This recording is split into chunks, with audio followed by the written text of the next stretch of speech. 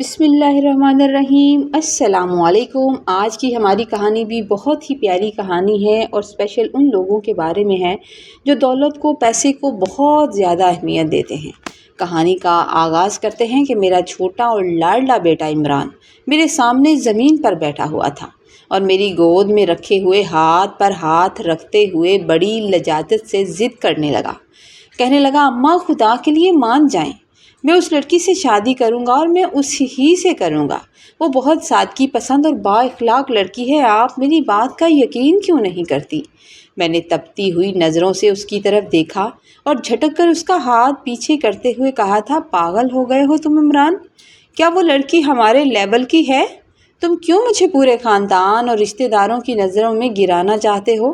لوگ آ کر کہیں گے کیا کہ اتنے بڑے افسر کی بیوہ ہو کر رضیہ بیگم اپنے اکلوتے لاڈلے کے لیے ایک غریب اور معمولی گھر کی لڑکی کو بہو بنا کر لے آئیں؟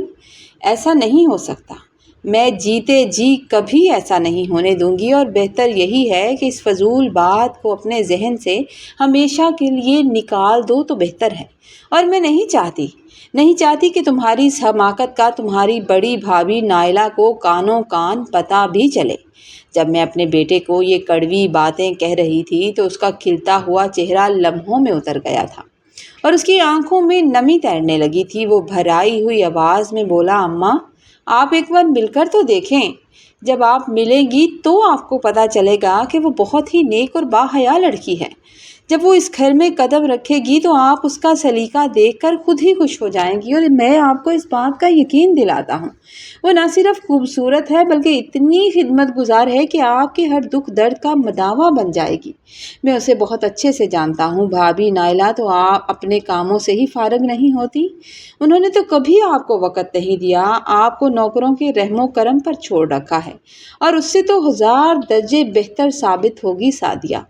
اماں آپ ایک بار مل لیں، اس کے بعد جو آپ کا فیصلہ ہوگا وہ مجھے منظور ہوگا۔ یہ سنتے ہی میرے اندر کا غرور اور غصہ تم توڑنے کی بجائے مزید بھڑکنے لگا۔ میں نے غصے سے دیکھا اور میرا ضبط اب جواب دے گیا تھا۔ میں نے سختی سے اس کی طرف رخ کیا اور تنبیہ کرتے ہوئے کہا تھا کہ اب مجھے تم جذباتی باتیں نہ ہی سمجھاؤ تو بہتر ہے۔ میں تمہاری ماں ہوں، مجھے اس طرح کے بے بنیاد لالچ دینے کی کوئی بھی ضرورت نہیں ہے، اور میری بڑی بہو نائلہ اپنے خالہ خاندان اور پڑھائی کی وجہ سے ایک اعلیٰ مقام رکھتی ہے، خاندان میں سب اسے پسند کرتے ہیں، اچھی ہے۔ جب اس بنگلے میں 50 نوکر ہیں، دن رات میری خدمت کرنے کے لیے میرے سامنے کھڑے ہیں، تو مجھے بہو کی خدمت کی کوئی ضرورت بھی نہیں ہے۔ اس لیے مجھے بہو کی خدمت کا لالچ تو تم ذرا بھی نہ دو، اور تم اپنے یہ فضول مشورے اپنے پاس ہی رکھو، اور فی الحال میرے کمرے سے باہر نکل جاؤ۔ مجھے تم پر بے پناہ غصہ آ رہا ہے، کیونکہ میں تو ایک غریب اور مفلوق الحال گھرانے کی لڑکی کو اس گھر کی بہو بنانے کے لیے کبھی راضی نہیں ہو سکتی، اور یہ میرا فیصلہ کبھی نہیں بدلے گا۔ بہتر یہی ہے کہ تم بدل دو، یہ خوبصورت خواب اپنے دل و دماغ سے نکال دو تو تمہارے لیے بہتر ہوگا۔ عمران کافی دیر تک التجا بھری نظروں سے میرے چہرے کی طرف دیکھتا رہا کہ کاش میری ممتا جاگ جائے، کاش میں اس کی بات مان لوں اور میں ایک بار مسکرا کر اس کی شادی کے لیے ہاں کر دوں۔ لیکن جب اس نے دیکھا کہ میں نے سختی سے اپنا چہرہ دوسری طرف پھیر لیا ہے اور اس کی بات کو بالکل بھی اہمیت نہیں دی، تو وہ بیچارہ ایک ٹھنڈی آہ بھر کر خاموشی سے اٹھا تھا۔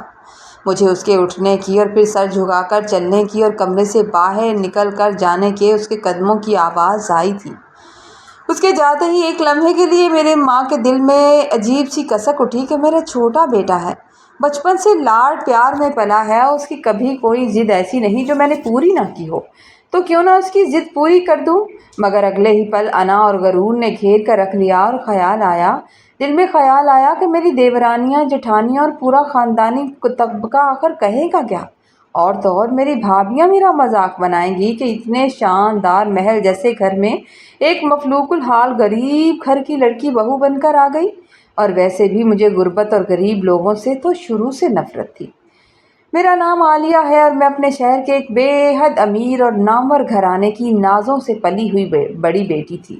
مجھے بہت ہی محبت، پیار اور نازوں سے پالا گیا تھا، کبھی کسی چیز سے انکار سننے کو نہیں ملا تھا۔ میرے ابا نے میری شادی فوج کے ایک اعلیٰ افسر سے کر دی، جنہوں نے مجھے تمام عمر شہزادیوں کی طرح پلکوں پر بٹھا کر رکھا تھا۔ ان کا مجھے سر پر بٹھا کر رکھنے کا مطلب یہ تھا کہ انہوں نے کبھی میری کسی خواہش کو رد نہیں کیا تھا۔ میری ہر چھوٹی سے چھوٹی بات اور پسند اور ناپسند کا احترام کیا جاتا تھا، اور مجھے یاد نہیں کہ زندگی میں کبھی انہوں نے میری کسی بات سے انکار کیا ہو اور مجھے منع کیا ہو۔ پھر جیسے ہی اللہ تعالیٰ نے مجھے پہلے بیٹے کی نعمت سے نوازا، یعنی کہ عرفان میری گود میں آیا، تو میری ساس کی نظروں میں بھی میری قدر و قیمت اور زیادہ بڑھ گئی تھی۔ وہ اپنے لاڈلے پوتے کو دیکھ کر جیتی تھی۔ میرا بڑا بیٹا عرفان گھر بھر کا لاڈلا اور بے حد سنجیدہ سمجھدار بچہ بن گیا تھا۔ اس کے کچھ سال بعد اللہ نے عمران کو میری گود میں ڈالا اور میری دنیا مکمل کر دی تھی۔ لیکن ابھی عمران چند ہی ماہ کا تھا کہ اس کے والد صاحب سرحد پر فرائض کی ادائیگی کے دوران جام شہادت نوش کر گئے۔ وہ خبر میرے لیے کسی قیامت سے کم نہیں تھی۔ ایک وقت کے لیے تو مجھے یوں لگا تھا کہ جیسے میری تو پوری دنیا ہی اجڑ کے رہ گئی، کیونکہ میرے شوہر کا سایہ میرے سر سے چلا گیا تھا اور زندگی کی تمام رونقیں بالکل ختم ہو کر رہ گئی تھی۔ میں دن رات روتی رہتی تھی، کئی مہینوں تک گہرے ڈپریشن اور مایوسی کے اندھیرے میں ڈوبی رہی۔ نہ کسی سے بات کرتی تھی، نہ ہی کسی کی بات کا جواب دیتی تھی۔ لیکن پھر اپنے معصوم بچوں کا چہرہ معصوم دیکھ کر میں نے خود کو سنبھالا اور زندگی کی تلخ حقیقتوں کا سامنا کیا، کیونکہ مجھے اندازہ ہو گیا تھا کہ ان تمام حقیقتوں کا اب مجھے سامنا کرنا ہے، اور اپنے جگر کے ٹکڑوں کی خاطر ایک بار پھر میں مضبوط بن کر کھڑی ہو گئی تھی۔ میرے دونوں بیٹے ہی اب میری کل کائنات اور میری زندگی کا واحد مقصد تھے۔ اگر ان کے والد زندہ رہتے تو شاید اللہ تعالیٰ ہمیں اور بھی اولاد سے نواز دیتا، یا مجھے ایک دکھ سکھ کے لیے بیٹی دے دیتا۔ لیکن اب تو میری پوری کائنات انہی دونوں کے گرد گھومتی تھی۔ بڑا بیٹا عرفان مجھ سے بے پناہ محبت کرتا تھا اور میری ہر بات کو حکم کا درجہ دیتا تھا، جبکہ چھوٹا بیٹا عمران ذرا جذباتی اور ضدی طبیعت کا مالک تھا۔ اسے ہر بات میں اپنی منطق پیش کرنا لازمی ہوتی تھی۔ اگر اسے کچھ سمجھایا بھی جاتا تھا تو وہ کہتا تھا کہ اماں ایسے نہیں تو ایسے، اسے اس طرح نہیں اس طرح کرنا ہے، اور مجھے اس کی یہ ضد کرنے کی عادت اگرچہ بالکل پسند نہیں تھی، مگر پھر بھی ماں ہونے کے ناطے میں اس سے بے پناہ پیار کرتی تھی۔ بڑے بیٹے عرفان نے جیسے ہی اپنی اعلیٰ تعلیم مکمل کی تو اس نے اپنے شہید والد کے نقش قدم پر چلتے ہوئے فوج میں جانے کا فیصلہ کیا تھا۔ حالانکہ میں نہیں چاہتی تھی کہ اسے فوج میں بھیجوں، کیونکہ پہلے میں نے اس کے باپ کو شہید ہوتے دیکھا تھا۔ لیکن اس نے میری بات نہیں مانی اور کہنے لگا کہ اماں مجھے فوج میں جانے کا بہت شوق ہے، اور وہ فوج میں بھرتی ہو گیا۔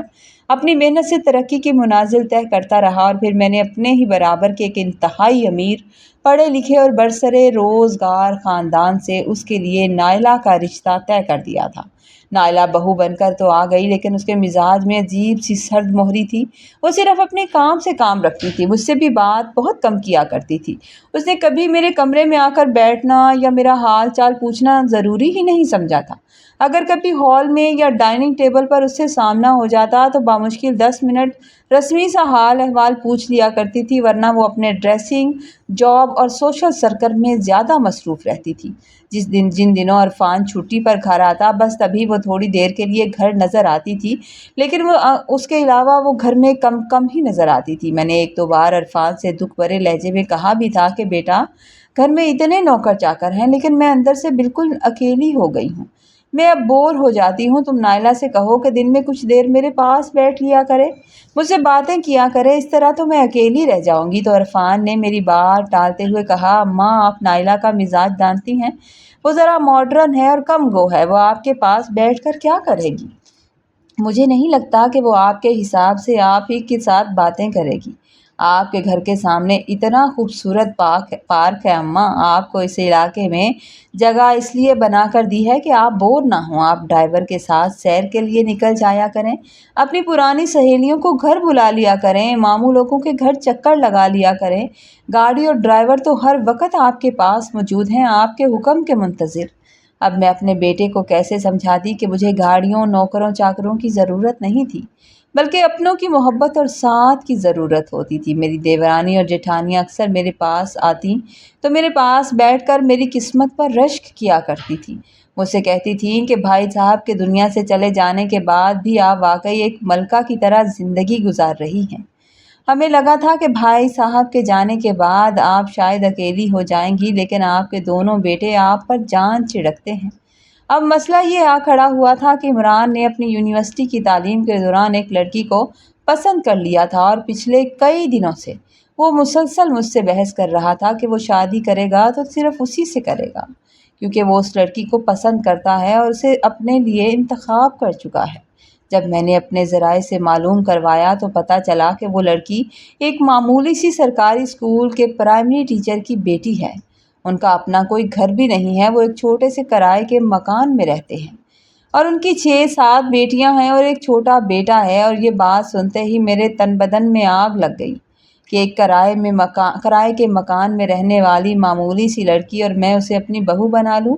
میں نے سوچا کہ میری بڑی بہو اتنے نامور خاندان سے ہے، جب میں اسے کسی تقریب میں ساتھ لے کر جاتی ہوں تو پورا خاندان حسرت اور رشک سے اسے دیکھتا ہے، اس کی نفاست کی تعریف کرتا ہے اور مجھے بتاتا ہے کہ میری پسند بہت اچھی ہے اور اس سے بات کرنے کے لیے سب بےتاب رہتے ہیں۔ ایسے میں اگر میں اپنے چھوٹے بیٹے کے لیے ایک غریب اور گمنام لڑکی گھر سے لے آؤں گی تو لوگ میرا کتنا مذاق اڑائیں گے۔ میرا بیٹا عمران پچھلے کئی دنوں سے میری منتیں کر رہا تھا، مجھے منانے کی ہر ممکن کوشش کرتا رہا تھا، یہاں تک کہ اس نے احتجاجاً 2 دن سے کھانا بھی نہیں کھایا تھا۔ اسے لگتا تھا کہ میں کھانا نہیں کھاؤں گا، کمرے میں بند رہوں گا تو اماں مان جائے گی، لیکن میں نے بھی اپنے غرور میں اسے مکمل طور پر نظر انداز کر دیا تھا۔ میں نے یہی سوچا تھا کہ جب شدت سے بھوک لگے گی تو خود ہی میز پر آ کر کھانا کھا لے گا۔ اب اس کے اس طرح ضد کرنے پر اس کی ناجائز بات تو نہیں مان سکتی۔ اسی دوران مجھے میرے بڑے بیٹے کی کال آئی، کہنے لگا، اماں عمران جہاں کہہ رہا ہے آپ چپ چاپ اس کی شادی کر کیوں نہیں دیتی؟ آخر زندگی اس نے گزارنی ہے، آپ شادی کر دیں۔ میں نے سخت لہجے میں جواب دیا کہ عرفان، وہ ایک ناسمجھ بچے کی طرح ضد کر رہا ہے۔ شادی کوئی کھیل کھلونا نہیں ہے جو میں اسے لا کر دے دوں۔ بچپن سے لے کر آج تک میں اس کی ہر خواہش کو پورا کرتی آئی ہوں، تو اس کا مطلب یہ نہیں ہے کہ اگر کوئی وہ فضول ضد کرے گا تو میں پوری کر دوں گی۔ یہ پوری زندگی کا معاملہ ہے۔ کسی غریب گھر کی لڑکی جب اچانک اتنا پیسہ، بنگلہ اور نوکر دیکھے گی تو وہ تو لالچ میں اندھی ہو جائے گی اور وہ اس پورے گھر کے ٹکڑے ٹکڑے کر کے رکھ دے گی اور تم دونوں بھائی آپس میں ایک دوسرے کو دشمن سمجھنے لگو گے۔ میرے بیٹے کو مجھ سے ہمیشہ کے لیے دور کر دے گی۔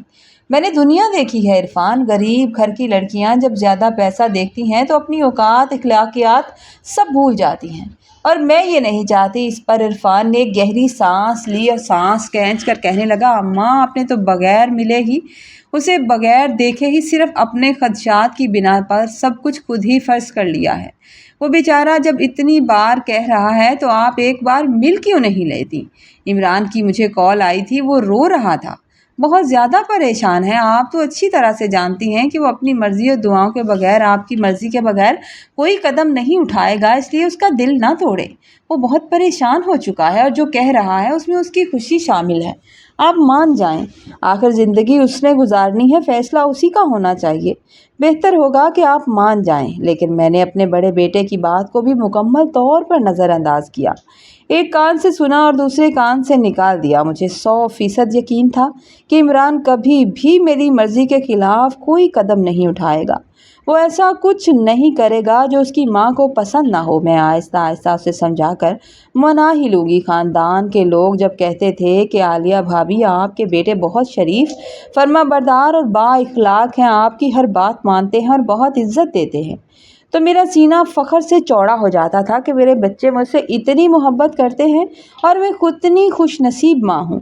لیکن ایک دن صبح کے 10 بج رہے تھے، میں تازہ دم ہو کر ناشتہ کر رہی تھی کہ ملازم نے آ کر بتایا کہ بیگم صاحبہ، چھوٹے صاحب کا فون آیا تھا اور وہ کہہ رہے تھے کہ ان کا کمرہ صاف کر دیا جائے اور اچھے سے سجوا بھی دیا جائے، کیونکہ کمرہ ڈیکوریٹ کرنے والے کچھ لوگ آ رہے ہیں اور مجھ سے انہوں نے ہدایت کی ہے کہ میں ان لوگوں کو ان کے کمرے تک لے جاؤں۔ میں حیران ہو کر اس کی طرف دیکھنے لگی، مجھے اس کی بات کا یقین نہ آیا۔ میں نے پوچھا کہ کمرہ کیوں سجایا جا رہا ہے؟ میرے دل میں ایک عجیب سا وسوسہ آ گیا اور ناشتے کی پلیٹ میرے ہاتھ سے چھوٹتے رہ گئی۔ میں نے پوچھا کہ تمہیں کہا کس نے آخر؟ تو کہنے لگا کہ چھوٹے صاحب کی کال آئی تھی، کال پہ کہہ رہے تھے کہ ڈیکوریشن والے آتے ہوں گے، انہیں کمرے تک لے جانا، اور یہ ڈیوٹی لگائی ہے انہوں نے میری۔ یہ سنتے ہی میرے ہاتھ پاؤں ٹھنڈے پڑ گئے۔ कि आखिर वो कमरा डेकोरेट क्यों कराना चाहता था। मैंने घबरा कर इमरान का नंबर मिलाया, लेकिन उसने कॉल नहीं उठाई। मैंने बार बार कॉल की, बार बार मैसेजेस किए, मगर दूसरी तरफ से कोई जवाब नहीं आया। शायद वो मुझसे बात नहीं करना चाह रहा था। मेरे दिमाग में खतरे की घंटी बजने लगी थी और अभी कोई 15 मिनट ही गुजरे होंगे कि घर के दरवाजे पर डेकोरेशन वाले आ पहुंचे थे और मुलाजिम उन्हें इमरान के कमरे की तरफ लेकर जाने लगा। और ये मंजर देखकर मुझे बहुत गुस्सा आया। मुझे इतना शदीद गुस्सा आ गया और मैं आगे बढ़ी और मैंने चिल्लाते हुए उन्हें रोका। मैंने कहा कि कोई कमरा डेकोरेट नहीं करना और यहाँ ऐसा कुछ भी नहीं हो रहा। तुम लोगों को आखिर बुलाया किसने है और तुम बिला इजाज़त मेरे घर में घुस कैसे आए। तो वो गरीब कारीगर हैरत से मेरी तरफ देखने लगे और कहने लगे कि बेगम साहिबा, हमें तो छोटे साहब की कॉल आई थी और उन्होंने एडवांस पेमेंट भी की है। एडवांस पेमेंट के बाद उन्होंने बताया है कि उनका कमरा किस तरह सजाना है। मैंने लाल आंखों से उसकी तरफ देखा और कहा कि आखिर किस खुशी में कमरा सजाना है। आपके छोटे साहब ने आपको बताया नहीं कि वो ऐसा क्यों चाहते हैं। तो कहने लगे, साहब कह रहे थे कि आज उनकी वेडिंग नाइट है और वेडिंग नाइट के हिसाब से कमरा फूलों से सजा दिया जाए। वेडिंग नाइट का लफ्ज़ सुनते ही मेरे पैरों तले ज़मीन निकल गई। मुझे यकीन नहीं आ रहा था कि मेरे बेटे ने न जाने क्या दिया है। मैंने डांटते हुए उन्हें बाहर निकलने का कह तो दिया था, लेकिन मेरे चेहरे का रंग उड़ चुका था। तो मैंने जब उनको बाहर निकलने का कहा तो कहने लगे, तो हमें तो पूरी पेमेंट मिल चुकी है, हमें एडवांस पेमेंट दे दी गई है। मैंने चीख कर कहा कि पेमेंट मिल गई है तो जाओ ऐश करो, लेकिन मेरे घर से फ़ौरन दफ़ा हो जाओ। यहाँ कोई वेडिंग नाइट नहीं है। मेरा पूरा वजूद गुस्से से कांप रहा था और मैं बार बार इमरान को फ़ोन कर रही थी, लेकिन वो मुसलसल कॉल काट रहा था। परेशानी के बाद मेरी तबीयत बिगड़ने लगी। मैंने मुलाजिम से पूछा कि नायला बीबी घर पर हैं, कहाँ हैं, उनको बाहर बुलाओ। तो उसने बताया कि जी नहीं, नायला बीबी तो आज ऑफिस भी नहीं गई। उन्होंने सुबह नाश्ता किया था और नाश्ता करते ही वो अपने मायके चली गई थी। मैंने नायला को फ़ोन लगाया तो उसने कॉल अटेंड ना की। नायला भी मुझे बताकर भी नहीं गई थी। मजबूर होकर मैंने बड़े बेटे इरफान का नंबर मिलाया। इरफान ने जैसे ही फ़ोन उठाया, मैंने रोते हुए उसे पूरी बात बताई। मैंने बताया कि इमरान ने कमरा सजाने वालों को भेजा था तो ज़रूर वो कोई गलत कदम उठा चुका है और मुझे पूरा यकीन है। इरफान ने गहरी सांस ली और दुख से बोला, अम्मा, मैंने आपसे पहले कितनी बार कहा था कि आप मान जाएं। अगर आप मान जाती तो वो शराफत से आपकी मर्ज़ी के मुताबिक शादी कर लेता। अब अगर वो निकाह करके लड़की को इस तरह घर ले आया तो पूरे ख़ानदान में आपकी क्या इज्जत रह जाएगी। जिन लोगों की बातों को आपको फ़िक्र हो रहा था, अब भी वो आप पर उंगलियां उठाएंगे कि बेटे ने अपनी मर्ज़ी से निकाह कर लिया और निकाह करके उस लड़की को घर भी ले आया। और मुझे तो 100% यकीन है कि उसने निकाह कर लिया है। अब आप रिश्तेदारों को क्या जवाब देंगी, आप सोच लें। इतनी बड़ी इंसल्ट होगी हमारी, आखिर ज़िंदगी तो उसने गुजारनी थी, आप मान जाती। मैंने भी लगते हुए कहा, इरफान वो मेरी कॉल नहीं उठा रहा, तुम उसे फ़ोन करो और कहो कि तुम्हारी माँ राज़ी है, आज निकाह ना करे।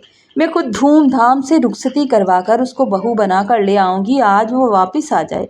यूँ तो ख़ानदान में मेरी रुसवाई हो जाएगी, लोग मुझ पर उंगली उठाएंगे। मेरी आंखों से बेतहाशा आंसू बह रहे थे। इरफान ने मुझे तसल्ली दी, कहने लगा, ठीक है अम्मा, मैं बात करता हूँ, आप परेशान ना हों, आप इस तरह अपनी तबीयत ख़राब ना करें, मैं बात करूँगा तो मान जाएगा। मैंने सिसकते हुए कहा, तबीयत तो तबाह हो चुकी, और एक तुम्हारी बीवी नायला है जिसे इतना एहसास नहीं कि सास का हाल चाल पूछ लूँ। जब उसका दिल चाहता है वो बिना पूछे बिना बताए घर से चली जाती है। इरफान ने कहा, अम्मा, उसका मैसेज आया था, वो अपने मायके गई है।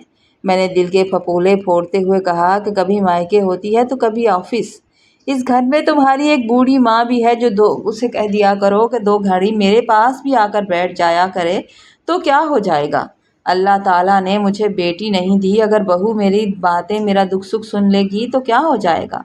इरफान ने हल्की सी हंसी के साथ कहा कि अम्मा, इमरान आपके लिए घर बैठने वाली और खिदमत करने वाली बहू ला तो रहा है ना, आप बस मान जाएं। वो न सिर्फ आपके पास भी बैठेगी बल्कि आपकी बातें भी सुनेगी। फ़ोन कटने के बाद इस आस में बैठी थी कि इरफान इमरान को मना लेगा, जब वो उससे बात करेगा तो इमरान मान जाएगा और मैं खुद जाकर रिश्ता पक्का कर दूंगी ताकि ख़ानदान में बदनामी ना हो। लेकिन अभी चंद मिनट गुजरे थे कि बाहर गैराज में इमरान की गाड़ी का हॉर्न बजा तो मुलाजिम ने भाग कर गैराज का दरवाज़ा खोला। میں بھی بدحواسی میں حال سے بھاگتی ہوئی تقریباً باہر نکلی۔ میں نے دیکھا کہ عمران نے گاڑی پارک کی اور وہ باہر نکلا۔ اس نے پچھلی نشست کا دروازہ کھولا اور گاڑی میں سے سرخ رنگ کے سادہ سے لباس میں ملبوس ایک لڑکی سر جھکائے ہوئے باہر نکلی تھی۔ اسے دیکھتے ہی میری آنکھیں فرط حیرت اور غصے سے پھٹی کی پھٹی رہ گئی۔ مجھے اپنے بیٹے کی اس حرکت پر ذرا بھی یقین نہیں آ رہا تھا۔ غصے کی شدت سے میرا چہرہ سرخ ہو گیا۔ عمران اس لڑکی کا ہاتھ تھامے میرے قریب آیا اور اس نے پھر ہاتھ سے پکڑ کر اسے اپنے پیچھے کر لیا، پیچھے چھپاتے ہوئے ہچکچاتے ہوئے کہنے لگا، اماں دراصل میں آپ کو بتانا چاہتا تھا۔ پھر اٹکتے ہوئے کہنے لگا کہ میں نے آپ کی بہت سی منتیں کی تھی مگر آپ نہیں مانی۔ وہ مجھے صفائی دینے کی کوشش کر رہا تھا لیکن میرے اندر کا ضبط کا بندھن ٹوٹنے لگا تھا۔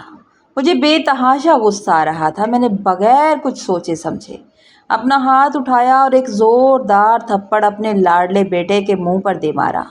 عمران ایک لمحے کے لیے کانپ اٹھا۔ اس نے شاید خواب میں یہ کبھی نہیں سوچا تھا کہ میں اس پر ہاتھ اٹھاؤں گی، میں اسے یوں تھپڑ مار دوں گی، کیونکہ میں نے بچپن سے آج تک اسے کبھی نہیں مارا تھا۔ اس کی آنکھوں سے ایک آنسو ٹپک کر گال پر آ گیا تھا، لیکن خاندان کے خوف اور غرور کی وجہ سے میرے چہرے پر ذرا بھی نرمی نہیں آئی تھی۔ جیسے ہی میں نے عمران کو تھپڑ مارا، تھپڑ کھاتے ہی عمران نے اپنی دلہن کا ہاتھ اور زیادہ مضبوطی سے پکڑ لیا تھا اور بنا کچھ کہے اور بنا میری طرف دیکھے واپس گاڑی کی طرف پلٹ گیا تھا۔ اس نے گاڑی کا دروازہ کھول کر اپنی بیوی کو بٹھایا اور خود بھی ڈرائیونگ سیٹ پر بیٹھ گیا تھا۔ میں اپنے شدید غصے کی وجہ سے پتھر بنی کھڑی رہی، اسے جاتا دیکھتی رہی۔ میں نے اسے روکا تک نہیں کہ وہ کہاں جا رہا ہے۔ جیسے ہی گاڑی مین گیٹ سے باہر نکلی، عمران نے اپنے ہاتھ میں پکڑا ہوا موبائل فون گاڑی کی کھڑکی سے میرے گھر کے گراج میں پھینک دیا تھا۔ جانے وہ یہ فون پھینک کر کیا بتانا چاہتا تھا، اور گاڑی تیز رفتاری سے بھگاتا ہوا لے کر چلا گیا اور میں بھاگتی ہوئی گئی اور گرتے پڑتے اس کا موبائل فون اٹھا لیا تھا۔ فون یوں پھینک کر جانے کا واضح مطلب تھا کہ اس نے مجھ سے اور اس گھر سے اپنا تمام تر رابطہ ہمیشہ کے لیے توڑ دیا ہے اور وہ باقاعدہ ناراض ہو کر یہاں سے چلا گیا ہے۔ ایک لمحے کے لیے مجھے لگا کہ میں نے تھپڑ مار کر صحیح کیا ہے۔ اس کے ساتھ یہی کرنا چاہیے تھا۔ اسے اپنی نافرمانی کا احساس ہوگا اور وہ معافی مانگنے آئے گا، مجھ سے معافی مانگے گا، کہے گا اماں غلطی ہو گئی، لیکن وہ تو ہمیشہ کے لیے روٹ کر چلا گیا۔ اس صدمے سے میری طبیعت دم بستہ ہونے لگی تھی، سر چکرانے لگا تھا اور میری سانس رکنے لگی تھی۔ وہ میرا چھوٹا اور لاڈلا بیٹا تھا۔ ایک ملازمہ نے مجھے سہارا دیا اور کمرے میں لے گئی۔ کمرے میں لے جا کر میرا بی پی چیک کیا گیا تو ایک خطرناک حد تک ہائی ہو چکا تھا۔ ملازمہ نے نائلہ کو فون لگایا تھا مگر اس نے فون نہیں اٹھایا۔ بار بار کال کرتی رہی مگر آگے سے کوئی جواب نہ پا کر وہ اپنے بھتیجے کی برتھ ڈے پارٹی میں شدید مصروف تھی۔ آخرکار ملازمین نے مجھے گاڑی میں بٹھایا اور ہاسپٹل لے گئے تھے۔ مجھے جب 2 گھنٹے بعد ہوش آیا تو میرے پاس صرف میرے ملازمین کھڑے تھے۔ ملازمین نے نرمی سے پوچھا کہ بیگم صاحبہ اب آپ کی طبیعت کیسی ہے؟ میں نے مدھم آواز میں کہا تھا کہ میں ٹھیک ہوں، لیکن اندر سے میرا دل خون کے آنسو رو رہا تھا۔ میں سوچ رہی تھی کہ 2 جوان بیٹوں کی ماں آج ہاسپٹل کے ٹھنڈے کمرے میں اکیلی پڑی ہوئی ہے اور میرا کوئی بیٹا بھی میرے پاس نہیں ہے۔ مجھے سنبھالنے کے لیے صرف چند تنخواہ دار ملازم ہیں جو اس وقت اپنی وفاداری کا ثبوت دے رہے ہیں، اور اس تمام دولت بنگلے اور نوکروں کا میں نے کیا کرنا ہے جب میری اپنی اولاد ہی میرے پاس نہیں؟ ایک تو مجھ سے روٹ کر چلا گیا اور دوسرا ویسے ہی مجھ سے دور ہے۔ مجھے شدید پچھتاوا ہونے لگا کہ کاش میں اپنے بیٹے کو معاف کر دیتی، کاش میں اس پر ہاتھ نہ اٹھاتی، لیکن اب عمران فون بھی پھینک کر جا چکا تھا۔ میں اس سے رابطہ کیسے کرتی؟ اس سے رابطہ کرنے کا کوئی ذریعہ باقی نہیں رہا تھا۔ تھوڑی صحت سنبھلنے پر میں نے ملازم سے کہا کہ عرفان کا نمبر ملا دو، مجھے عرفان سے بات کرنی ہے۔ عرفان نے فون اٹھایا تو میں نے روتے ہوئے بتایا کہ بیٹا میری طبیعت خراب ہے، میں ٹھیک نہیں ہوں اور میں ہاسپٹل میں ہوں۔ میری بات سنتے ہی وہ فوراً سے پریشان ہو گیا اور میں نے اسے بتایا کہ میرے عمران کو تھپڑ مار دیا ہے اور وہ ہمیشہ کے لیے گھر چھوڑ کر چلا گیا ہے اور اپنا موبائل بھی یہیں پھینک گیا ہے۔ عرفان شدید پریشان ہو گیا اور کہنے لگا اماں مجھے آج چھٹی نہیں مل سکتی، لیکن میں کل صبح ہر صورت پہنچنے کی کوشش کروں گا، چھٹی لے لوں گا۔ نائلہ کہاں ہے؟ میں نے کہا کہ اس نے تو ہماری کوئی کال ہی نہیں اٹھائی، ہم نے اس سے رابطہ کرنے کی بہت بار کوشش کی۔ عرفان کہنے لگا، ہاں سچ، اس کا تو میسیج آیا تھا کہ وہ 2 دن اپنے مائکے میں رہے گی۔ اس کے بھتیجے کی برتھ ڈے ہے اور 2 دن وہ وہیں رہے گی۔ فون کٹنے کے بعد مجھے نائلہ کی بے حسی پر شدید دکھ ہوا تھا کہ کیسی بہو ہے، چلو مجھ سے بات نہیں کرتی لیکن گھر سے جاتے ہوئے بتا تو سکتی تھی نا کہ وہ میں جا رہی ہوں۔ ہسپتال سے مجھے ملازمین کے گھر لے آئے تھے اور وہی میری دیکھ بھال کر رہے تھے، کوئی اپنا میرے پاس نہیں تھا۔ یہ سوچ سوچ کر میرا دل خون کے آنسو رو رہا تھا اور بی پی تھا کہ نیچے آنے کو نہیں تھا۔ اب نہ جانے میرا لاڈلا بیٹا عمران اپنی نئی نویلی دلہن کو لے کر کہاں گیا ہوگا۔ یہ سوچیں بھی مجھے پاگل کر رہی تھی اور اگلے ہی دن صبح 11 بجے تک ہانپتا ہوا عرفان گھر پہنچ گیا تھا۔ اس نے چھٹی لی تھی اور سیدھا گھر آ گیا تھا اور آتے ہی اس نے اپنا سامان کو ایک طرف پھینکا تھا اور دیوانہ وار عمران کے تمام دوستوں کے نمبرز ملانے لگا تھا، اسے ڈھونڈنے لگا تھا۔ ظاہر سی بات ہے اس کا بھی چھوٹا بھائی تھا، اسے فکر ہو رہی تھی۔ وہ ہر ایک سے التجا کر رہا تھا کہ خدارا عمران کے بارے میں اگر تمہیں کچھ پتا ہے تو بتا دو، لیکن کوئی بھی دوست کچھ نہیں جانتا تھا۔ آخرکار اس کے ایک قریبی دوست نے اتنا بتایا تھا کہ عمران نے جس لڑکی سے نکاح کیا ہے اس کے گھر کا پتہ ہے اس کے پاس۔ جب عرفان تمام کوششوں کے بعد شام 4 بجے تھکا ہارا گھر لوٹا تھا، اسے عمران کہیں نہیں ملا، تو میں بے چینی سے صحن میں ڈھہ جانے والے انداز میں بیٹھی اس کا انتظار کر رہی تھی کہ کب گھر آئے گا۔ اسے دیکھتے ہی میں بھاگ کر اس کے پاس پہنچی اور تڑپ کر پوچھا، عرفان کہاں ہے میرا عمران؟ کہاں ہے؟ کچھ پتہ چلا؟ تو عرفان نے ایک ٹھنڈی گہری سانس بھری تھی اور رنجیدہ نظروں سے میری طرف دیکھا تھا، جیسے اس کی نظروں میں کوئی شکایت ہو۔ میں نے اس سے نظر نہ ملا سکی۔ کہنے لگا، اماں خدا کے لیے ذرا سانس تو لینے دو، یہ تڑپ اور بے چینی تو آپ کو پہلے دکھانی چاہیے تھی۔ جب وہ نکاح کر کے آ گیا تھا تو آپ نے کیوں ہاتھ اٹھایا اس پر؟ آپ کو ہاتھ نہیں اٹھانا چاہیے تھا اماں، بچپن سے لے کر آج تک آپ نے اسے ایک تھپڑ نہیں مارا، کبھی ڈانٹا تک نہیں، اور آج آپ نے اس پر ہاتھ اٹھا دیا، وہ بھی اس کی نئی نویلی دلہن کے سامنے۔ خیر اب آپ پریشان نہ ہو، وہ جہاں بھی گیا ہے آخر سمجھدار ہے، بچہ نہیں ہے، واپس آ جائے گا۔ یہ کہہ کر اس نے ہلکان ہوتے ہوئے پانی پیا تھا اور فوراً نائلہ کا نمبر ملایا تھا، لیکن دوسری طرف سے صرف بیل جا رہی تھی، آگے سے کوئی آواز نہیں آ رہی تھی۔ عرفان نے بوجھل لہجے میں کہا، اماں میں نے کل رات سے اسے متعدد بار فون کیا ہے لیکن اس نے ایک کال بھی نہیں اٹھائی اور نہ ہی میرے کسی وائس میسیج کا جواب دیا۔ نہ جانے کیا معاملہ ہے، اور میں خود اس کے مائکے جاتا ہوں، اس کے گھر جاتا ہوں، وہاں جا کر پتہ کرتا ہوں اور واپسی پر اسے ساتھ لے کر آتا ہوں کیونکہ آپ کی طبیعت بھی ٹھیک نہیں ہے۔ یہ کہہ کر وہ کلسے ہوئے قدموں کے ساتھ دوبارہ بیچارہ باہر نکل گیا تھا بنا کوئی آرام کیے۔ ابھی وہ مشکل 1 گھنٹہ ہی گزرا تھا کہ عمران واپس لوٹا۔ اس کے چہرے کا رنگ غصے کی شدت سے سرخ پڑ رہا تھا اور اس کی آنکھوں سے جیسے شعلے نکل رہے تھے۔ وہ اتنے غصے میں تھا، آج سے پہلے میں نے اسے کبھی اتنے غصے میں نہیں دیکھا تھا۔ وہ بغیر کچھ بولے سیدھا اپنے کمرے میں گھس گیا اور اتنے زور سے دروازہ بند کیا کہ پورے گھر کی دیواریں ہل کر رہ گئی تھی۔ میں گھبرا کر اس کے کمرے کے باہر پہنچی اور بار بار ڈور پیٹتے ہوئے روک کر کہا تھا کہ عرفان خدا کے لیے بولو تو صحیح، آخر معاملہ کیا ہے؟ نائلہ نے کچھ کہا ہے کیا؟ مگر اندر سے صرف خاموشی تھی، کوئی جواب نہیں تھا۔ میں بے حال ہو کر سوچنے لگی کہ شاید میاں بیوی کا آپس میں جھگڑا ہو گیا ہے، کہیں میری وجہ سے تو عرفان نے اسے کچھ نہیں کہہ دیا۔ ابھی میں یہی سوچ رہی تھی کہ میرے موبائل کی گھنٹی بجنے لگی۔ اسکرین پر نائلہ کا نام دیکھ کر میں نے فوراً سے فون اٹھا لیا تھا کہ پتہ تو چلے کہ آخر عرفان کو ہوا کیا ہے۔ نائلہ نے نہ کوئی سلام کیا، نہ حال احوال پوچھا، بلکہ تندو خیز لہجے میں سیدھا چیخنے لگی۔ کہنے لگی کہ عرفان کہاں ہے؟ میں نے کانپتی ہوئی آواز میں پوچھا کہ وہ تو ابھی آیا ہے اور آتے ہی سیدھا کمرے میں جا کر بند ہو گیا۔ نائلہ نے ایک زہریلے قہقہے کے ساتھ کہا تھا کہ آپ نے اسے میرے گھر بھیجا کیوں تھا؟ اسے سانس تو لینے دیتے، اور اگر وہ آ بھی رہا تھا تو آپ نے مجھے اطلاع کیوں نہیں دی؟ آپ کو مجھے بتانا چاہیے تھا۔ میں نے صفائی دیتے ہوئے کہا، بیٹا نہ میں نے اسے بھیجا تھا نہ میں نے اسے بلایا تھا، وہ تو ایک انتہائی ضروری اور ایمرجنسی کام سے خود آیا ہے، اسے خود کام تھا اور اس وجہ سے آیا ہے۔ اس پر اس نے طنز کا تیر چلایا۔ کہنے لگی، ایسا بھی کون سا ضروری کام آ گیا تھا جو وہ مجھ سے چھپا رہا ہے اور بنا بتائے اچانک آ گیا ہے؟ میں نے دکھ بھرے لہجے میں کہا کہ ہم نے تمہیں کل سے کتنی کالز کی، तुम्हारी सास हॉस्पिटल में थी मगर तुमने फ़ोन नहीं उठाया और ना ही उठाना और बात करना गवारा किया। चलो उस वक़्त तुमने कॉल्स नहीं देखी, लेकिन बाद में मोबाइल उठाने पर तुम्हें पता तो चला होगा ना कि मैंने इतनी कॉल की हैं। तुम कॉल तो करती। खैर ये बताओ कि इरफान यूँ गुस्से में कमरा बंद करके क्यों बैठा है, क्या वजह है? नाइला ने इंतहाई दर्जा बेहिसी से कहने लगी, आपका लाडला ज़रा ज़रा सी बात पर ड्रामे और गुस्सा करके घर से भाग गया है। अब खुद ही पूछ लें उससे, मुझे क्या पता। और उसने धमाके से कॉल काट दी थी। कोई 2 घंटे मुसलसल मिन्नतें करने के बाद इरफान ने आहिस्ता से कमरे का दरवाज़ा खोला था और जब वो बाहर आया तो उसकी आंखें खून की तरह सुर्ख और सूजी हुई लग रही थी, जैसे वो शायद रोता रहा हो। मैंने मुलाजमा को इशारा किया कि जाओ और मेरे और इरफान के लिए चाय लेकर आओ। मैं इरफान के पास जाकर बैठ गई और उसका हाथ अपने हाथों में ले लिया था। वो मेरा बड़ा बेटा और बड़ा समझदार बेटा था। न जाने आकर उसके साथ हुआ क्या था कि वो दिल छोड़ गया था।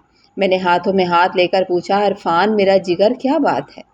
मैं तो पहले ही इमरान को खोकर जीते जी मर रही हूँ। मुझे उसकी फिक्र खाए जा रही है और तुम क्यों टूट रहे हो? बताओ तो सही कि आखिर हुआ क्या है तुम दोनों के बीच? इरफान ने मुझसे नज़रें चुराईं और उसकी आंखों से आंसू, एक मोटा सा कतरा उसके गाल पर डब गया था। इंसान चाहे जितना मर्जी बड़ा हो जाए, जब दुख में होता है तो माँ के सामने आंखों से आंसू निकल ही आते हैं। वो टूटे हुए लहजे में कहने लगा, अम्मा, नायला ने इसकाते हमल करा लिया है और उसने मुझे इस बात की खबर नहीं दी। ये सुनते ही मेरे वजूद का सारा खून जम के रह गया। मैं सदमे से शशदर रह गई कि वो औरत होकर ऐसा कर सकती है। मैं बुत बनी उसे देखती रही। इरफान ने तड़पते हुए मजीद बताया, अम्मा, वो कई हफ्तों से प्रेग्नेंट थी और ये इतनी बड़ी खुशी मुझसे छुपाती रही, उसने मुझे बताया तक नहीं। फिर उसने मुझसे पूछे बगैर, मेरी इजाज़त के बगैर इतने बड़े गुनाह का इर्तिकाब कर लिया और अपने मायके में बैठ गई कि हम लोगों को पता भी ना चले। और ऑफिस से भी उसने 3-4 दिन की छुट्टी इसी चक्कर में ले ली है कि वो इस गुनाह को कर सके, और उसने हमें बताना ज़रूरी नहीं समझा। मैंने कपकपाती आवाज़ में पूछा, लेकिन ये सब तुम्हें किस तरह मालूम हुआ? तो इरफान कहने लगा कि जब मैं उसके घर के गेट पर पहुंचा था तो मुझे उसकी वो लेडी डॉक्टर दोस्त मिली थी जो उसके साथ पढ़ा करती थी। उसने बहुत हमदर्दी से सलाम करके मुझसे पूछा था कि इरफान, तुम तो इतने पढ़े लिखे हो, इतने पढ़े लिखे होकर इतने बेहिस कैसे हो सकते हो? तुम्हारी पहली औलाद थी, तुमने इतनी जल्दी बच्चे को ख़त्म करवा दिया। तुम्हें बीवी को इस तरह मजबूर नहीं करना चाहिए था। मर्द को तो अपनी पहली औलाद का इतनी बेसब्री से इंतज़ार होता है। तुमने बीवी को किस तरह इसकाते हमल की इजाज़त दे दी, किस तरह मजबूर कर दिया? कैसे मर्द हो तुम? मैं तो ये सुनकर साकत रह गया था, और जब मैं अंदर गया तो वो अस्पताल से फारिग होकर आकर बिस्तर पर लेटी हुई थी और सब उसका ख्याल रख रहे थे। और जब उसे पता चला कि उसकी दोस्त ने मुझे सब बता दिया है तो उसके चेहरे पर पछतावे का एक साया तक नहीं थमा। अगर वो पछताती या उसके चेहरे पर मलाल होता तो और बात थी। वो उल्टा सीना जोरी करते हुए मुझसे बोली कि मुझे अभी बच्चों का जंजाल नहीं पालना।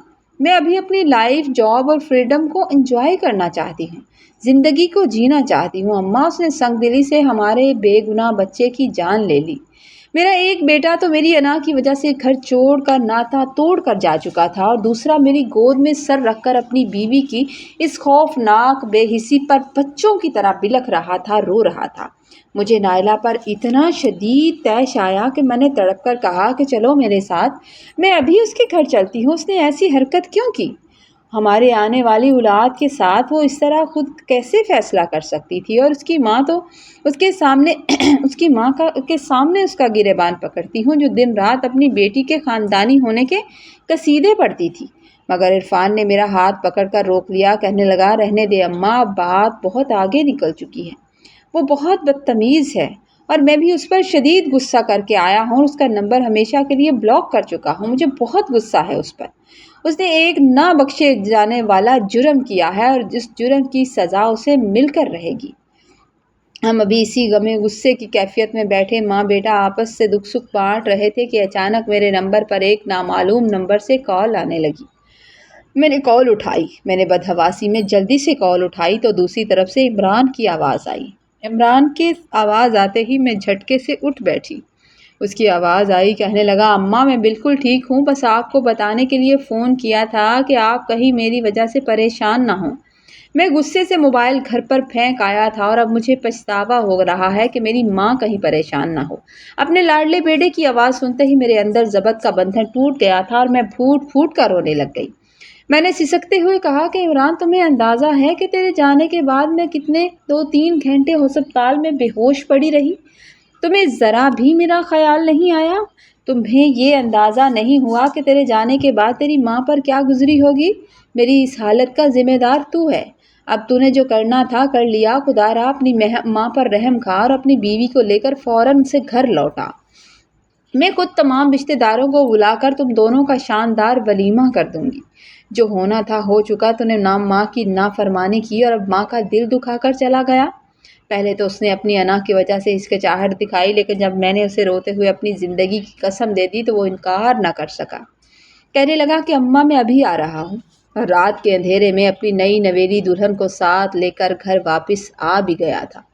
جب وہ دونوں اندر داخل ہوئے تو سعدیہ نے نہایت احترام اور خاموشی سے جھک کر میرے قدم چھوئے تھے، مجھے عزت کے ساتھ سلام کیا تھا اور سہم کر ایک طرف بیٹھ گئی تھی۔ وہ ڈری ہوئی اور خوف زدہ سی لگ رہی تھی۔ میں نے پہلی بار غصے سے ہٹ کر غور سے اس لڑکی کو دیکھا تھا۔ وہ نہ تو کوئی پری پیکر تھی اور نہ ہی بدصورت تھی، لیکن اس کے چہرے پر بلا کی نفاست، حیا اور معصومیت تھی جو صاف نظر آ رہی تھی، جو کبھی نائلہ کے چہرے پر نہیں نظر آتی تھی۔ اس کی آنکھوں میں ایک بوڑھی ماں کے لیے بلا کا احترام بھی تھا۔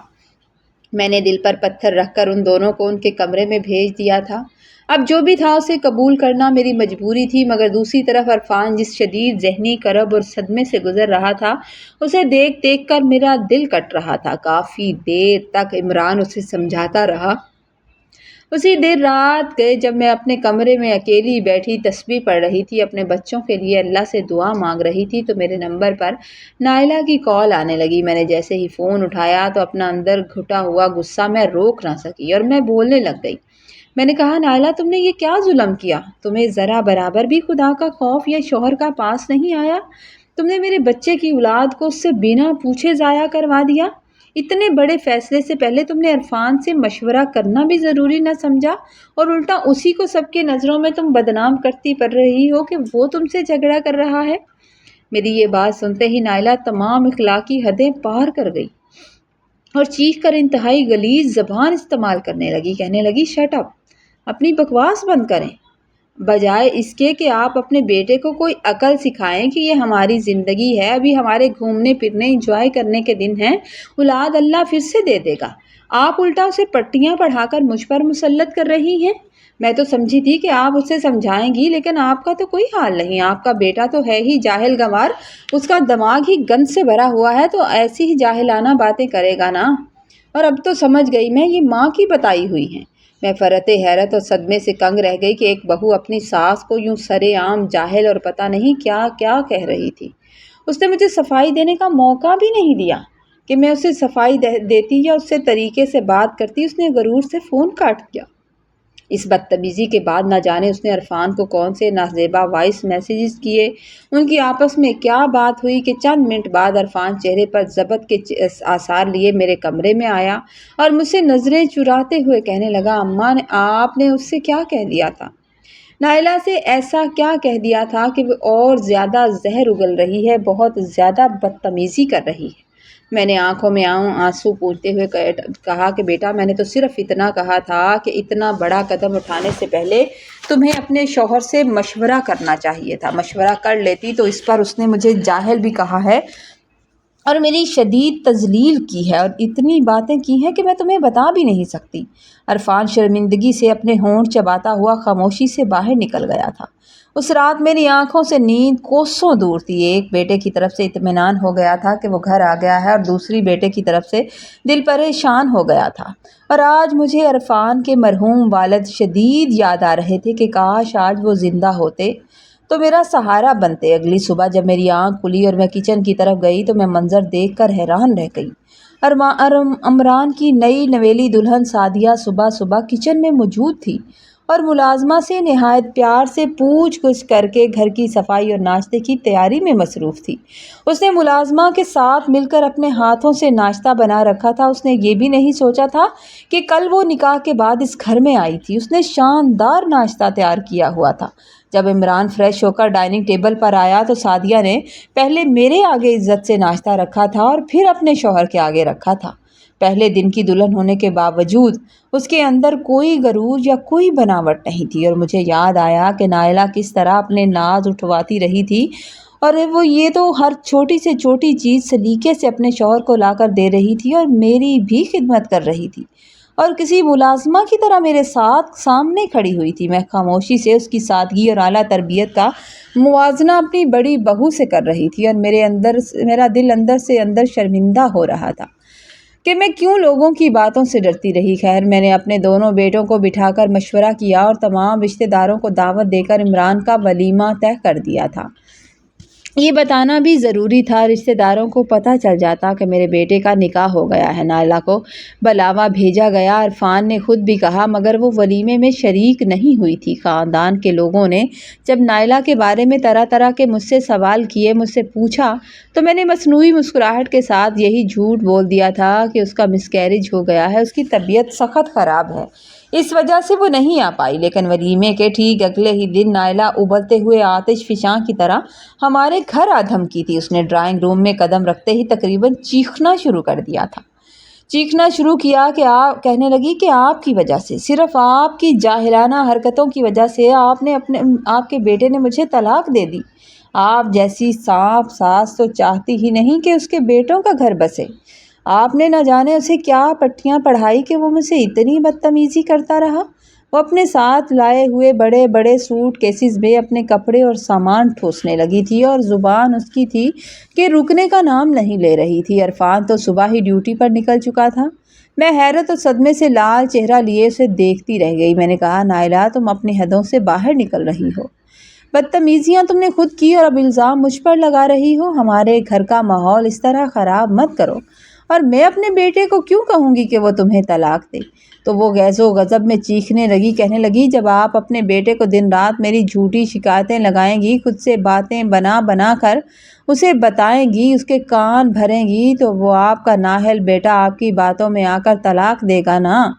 اس نے مجھے طلاق دے دی ہے، میں اب ایک سیکنڈ بھی اس منحوس گھر میں نہیں رہنا چاہتی۔ اچھا کیا اس نے مجھے آزاد کر دیا، ورنہ اس جاہل انسان کے ساتھ ساری زندگی گزارنا پڑتی۔ اور خبردار، جو میرے سامان کو ہاتھ بھی لگایا، اس کمرے کو بند کر دیجئے، کل تک میں یہاں سے اپنا سامان اٹھوا لوں گی۔ جبکہ سعدیہ میرے پاس کھڑی خاموشی سے کھڑی ہوئی تھی، اور وہ دیکھ رہی تھی کہ نائلہ کیا کہہ رہی ہے۔ وہ ڈری سمی آنکھوں سے یہ خوفناک منظر دیکھ رہی تھی۔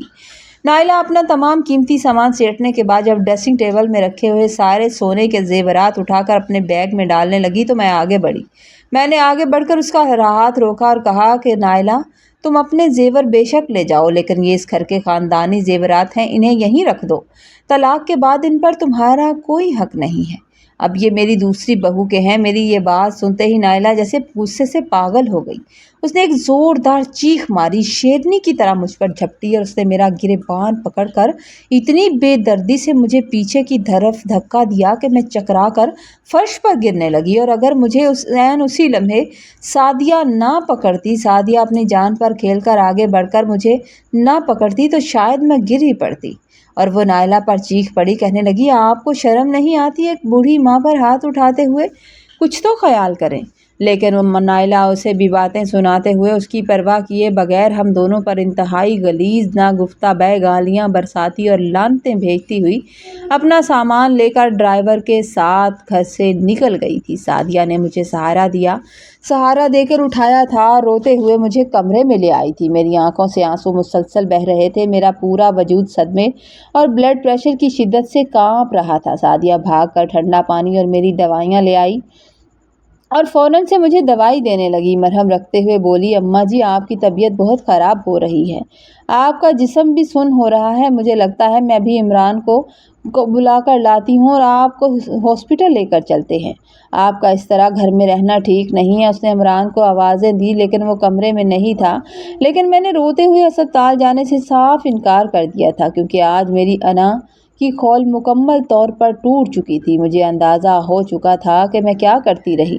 سعدیہ میرے پاس بیٹھی میرے سر پر ہاتھ پھیر رہی تھی، مجھے تسلی دے رہی تھی اور میری خدمات میں لگی ہوئی تھی، اور اسی لمحے میری آنکھوں سے پچھتاوے کے بے تحاشا آنسو بہہ رہے تھے۔ جس بہو کو میں بڑے لاڈ پیار محبت سے لے کر آئی تھی، وہ میرے ساتھ کیا کر کے چلی گئی تھی، اور جسے میں غریب اور بد سلیقہ سمجھ کر ٹھکراتی رہی تھی، وہی آج میری آخری عمر کا سہارا بن کر میرے ساتھ کھڑی تھی۔ جسے میں امیر اور خاندانی سمجھ کر سر پر بٹھاتی رہی، اس نے میرا گریبان پکڑ کر مجھے ذلیل کیا تھا۔ نائلہ کے جانے کے بعد میری طبیعت شدید دوبارہ خراب ہو چکی تھی، کیونکہ اب مجھ سے کوئی بھی ٹینشن پریشانی برداشت نہیں ہوتی تھی، لیکن ہاسپٹل جانے کی بجائے میں نے اپنے کمرے میں لیٹنے کو ترجیح دی تھی۔ اسی ہنگامے کے بعد سعدیہ جس طرح میرا خیال رکھ رہی تھی، اور وہ دیکھ کر میں اندر ہی اندر شرمندہ ہو رہی تھی۔ جس طرح کوئی اپنی ماں کا خیال رکھتا ہے، بالکل اسی طرح وہ میرا خیال رکھ رہی تھی۔ رات کے وقت وہ بار بار میرے کمرے میں آئی، کئی بار اس نے مجھ سے پوچھا، میرے سر پر پٹیاں رکھتی، مجھے ہلکا ہلکا بخار ہو رہا تھا تو اس نے مجھے دوائی کھلائی، اور ہر بار بڑی نرمی سے پوچھتی کہ اماں جی آپ کو کسی چیز کی ضرورت تو نہیں؟ اگر ضرورت ہو تو مجھے بلا لیجیے گا، ملازمہ یہیں پر ہے۔ اس نے ملازمہ کو بھی ہدایت دے رکھی تھی کہ وہ ہر وقت میرے پاس رہے، اور مجھے اگر کوئی بھی کام ہو تو فوراً سے بتا دے۔ میں حیرت سے بستر پر لیٹی یہ سب کچھ دیکھ رہی تھی اور سوچ رہی تھی کہ میری بڑی بہو نائلہ، اس نے تو اتنے سالوں میں 2-3 سالوں میں کبھی میرے دکھ درد کا ایک لفظ نہ پوچھا تھا، کبھی میرا دکھ درد بانٹا ہی نہیں تھا۔ وہ تو مجھے نوکروں کے رحم و کرم پر چھوڑ کر اپنے کاموں میں مست رہتی تھی، اسے تو پتہ ہی نہیں تھا کہ اس گھر میں اس کے ساس کا وجود بھی ہے، جبکہ اس غریب گھر کی لڑکی نے ایک ہی دن میں مجھے اپنی ماں ہونے کا درجہ دے دیا تھا، اور کس طرح میرا خیال رکھ رہی تھی۔ اسی پریشانی میں نے اپنے بڑے بیٹے عرفان کو فون ملایا تھا اور بوجھل آواز میں کہا تھا، عرفان یہ تم نے کیا کیا؟ تمہیں اس طرح بنا سوچے سمجھے طلاق نہیں دینی چاہیے تھی، اگر وہ پاگل تھی تو تم پاگل پن نہ کرتے، اتنا بڑا فیصلہ کر لیا، نائلہ کو طلاق دے دی۔ عرفان نے تڑپ کر جواب دیا، اماں وہ مجھ پر اتنا غصہ کر رہی تھی، اتنی بدتمیزی کر رہی تھی، میں آپ کو بتا بھی نہیں سکتا۔ اس نے میرا گریبان بھی پکڑا تھا، اور اس نے میرے معصوم بچے کو ختم کیا، اور اپنی غلطی بھی نہیں مان سکتی۔ اگر وہ اپنی غلطی مان لیتی تو شاید میں اسے معاف کر دیتا۔ اس واقعے کے بعد میری طبیعت بالکل ٹھیک نہیں تھی۔ میں نے ڈیوٹی سے وہ کہنے لگا کہ اماں میں بھی ٹھیک نہیں ہوں، اور میں نے ڈیوٹی سے 1 مہینے کی چھٹی لے لی ہے، اور میں گھر آ رہا ہوں، 1 مہینہ گھر پر رہنا چاہتا ہوں۔ اگلے دن جب عرفان گھر پہنچا تو اس نے دیکھا کہ سعدیہ کس طرح پورا گھر سنبھالے ہوئے تھی، ہر چیز میری ناپسند پسند کے مطابق بناتی، ہر بات مجھ سے پوچھ کر کرتی، ہر پل میری خدمت میں لگی رہتی۔ دن گزرتے گئے اور سعدیہ کا اخلاق، سادگی اور خدمت دیکھ کر میرا دل موم ہوتا جا رہا تھا۔ اب مجھے اپنی بیٹے کے پسند پر فخر ہو رہا تھا کہ عمران نے کتنی اچھی لڑکی کو پسند کیا تھا۔ ایک دن میں نے عمران اور سعدیہ دونوں کو اپنے پاس بٹھایا اور نم آنکھوں سے عمران سے کہا کہ بیٹا، مجھے تمہارے انتخاب پر بے حد خوشی ہے اور فخر ہے کہ میرے بیٹے نے اتنی اچھی پسند کی۔ میں تو بس اپنے فضول غرور کی وجہ سے تم سے انکار کرتی رہی، اور آج مجھے کوئی شرمندگی نہیں ہے، بلکہ مجھے اس بات کی شرمندگی ہے کہ میں نے اپنے بیٹے کا دل دکھایا۔ میں نے سعدیہ کے سر پر ہاتھ رکھا اور اس سے دل سے اپنی بیٹی قبول کر لیا تھا۔ وہ میری بات سن کر بہت خوش ہوئی۔ دوسری طرف عرفان کا صدمہ اور تنہائی دیکھ کر میرا دل خون کے آنسو روتا تھا۔ میرا بیٹا ہر وقت خاموش اور پریشان رہتا تھا۔ وہ اکثر مایوس ہو جاتا اور کہتا تھا کہ اماں اب کبھی شادی نہیں کروں گا اور زندگی اکیلے ہی گزاروں گا۔ میں نے اسے پیار سے سمجھایا کہ بیٹا، کسی ایک غلط انسان کو چن لینے سے پوری زندگی خراب نہیں ہو جاتی، دنیا میں ہر انسان ایک جیسا نہیں ہوتا۔ سعدیہ کا حسن اخلاق، سلیقہ اور خدمت گزاری دیکھ کر میرا دل اس کے خاندانی تربیت کا اب قائل ہو چکا تھا۔ میں نے بغیر کسی ہچکچاہٹ سے سعدیہ سے بات کی اور اس سے کہا کہ میں تمہاری ہی کسی بہن کو اپنی دوسری بہو بنانا چاہتی ہوں۔ وہ میری بات سن کر خوش ہو گئی۔ تو پھر میں نے سعدیہ کے والدین سے اس کی چھوٹی بہن شازیہ کا رشتہ عرفان کے لیے مانگ بھی لیا تھا، اور وہ لوگ میری اس درخواست پر بے حد خوش اور مطمئن بھی ہو گئے تھے۔ عرفان پہلے تو شادی کے لیے بالکل راضی نہیں ہو رہا تھا، لیکن ہم نے بڑی مشکلوں سے اور پیار سے اسے منا ہی لیا تھا، اور آخر کار وہ ان سب پر راضی بھی ہو گیا۔ ہم نے انتہائی سادگی سے نکاح کی تقریب منعقد کی اور شازیہ کو بہو بنا کر میں اپنے گھر لے آئی تھی۔ اور اب میرے بیٹے کے چہرے پر سکون صاف نظر آتا ہے۔ آج دونوں بہنیں اس گھر میں ایک ساتھ رہتی ہیں۔ انہوں نے اپنی محبت، سلیقے اور احترام سے ہمارے پورے گھر کو سچ مچ جنت بنا کر رکھا ہوا ہے۔ दोनों आपस में बहनें हैं तो उनका लड़ाई झगड़ा भी नहीं होता। और मेरे जहन में जो ये गलत बात थी, वहम बैठ गया था कि गरीब घर की लड़कियां घरों को नुकसान पहुंचाती हैं, अब वो मुकम्मल तौर पर ख़त्म हो चुका है। मुझे इस बात का गहरा एहसास हुआ है कि कोई भी इंसान महज गरीब होने की वजह से बुरा नहीं होता, बल्कि अक्सर अमीर घरानों की लड़कियों को हद से ज़्यादा आज़ादी और सहूलियात दी जाती हैं, जिसकी वजह से उन्हें घर बसाने और रिश्तों को संभालने में शदीद मुश्किलात होती हैं, मुश्किलात का सामना करना पड़ता है। और सच्ची खुशी और घर का सुकून दौलत में नहीं होता, बल्कि सलीके, तरबियत और इखलाक में होता है, और साफ नज़र भी आता है। कहानी अगर आपको अच्छी लगे तो आपने लाइक करना है, कमेंट में ज़रूर बताना है। चैनल पर नए हैं तो प्लीज़ चैनल को सब्सक्राइब करना कभी मत भूलिए। खुश रहिए, आबाद रहिए, अल्लाह ताला आपको सलामत रखे, दुआओं में याद रखा करें। अगले दिन आपकी बहन ले आएगी आपके लिए एक और बहुत अच्छी स्टोरी।